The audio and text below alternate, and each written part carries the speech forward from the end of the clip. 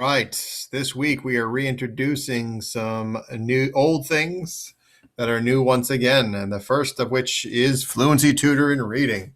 We are going to use this text you see in front of you now in this tutorial, the one I shared with you in Drive on a very famous American artist named Andy Warhol.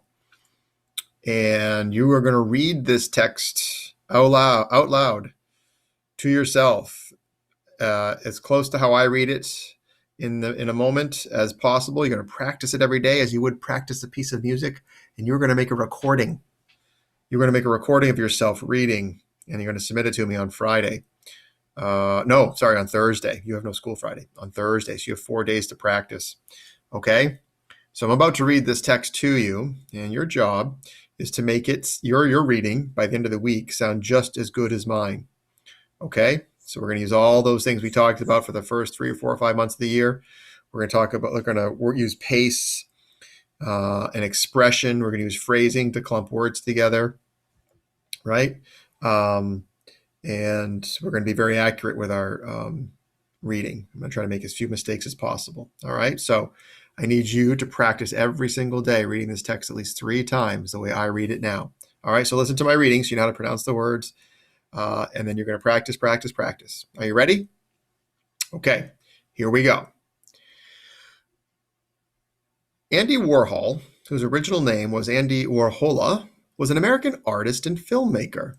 Andy graduated from the Carnegie Institute of Technology in Pittsburgh in 1949, now called Carnegie Mellon University. Andy went there to study picture design. Andy started painting in the late 1950s. In 1962, Andy started getting recognized when he displayed some of his art in a gallery in Los Angeles, California. His art included paintings of soup cans and soda bottles of famous brands, other commercial items, and renowned celebrities. Warhol was one of the leading supporters of a form of art called pop art. Pop art was an art movement that began in the 1960s. Before pop art, a lot of artists painted in abstract ways, full of hidden messages. Pop artists got tired of abstract art. Pop art used lots of bright colors and was interesting. People understood what they saw in pop art and liked it. During the 1960s, Andy also spent his time making films. Up until his death, Andy continued making art. And after Warhol died, his work continued in other ways. In 1994, the Andy Warhol Museum opened in Pittsburgh, Pennsylvania. The museum is dedicated to exhibiting Andy Warhol's art.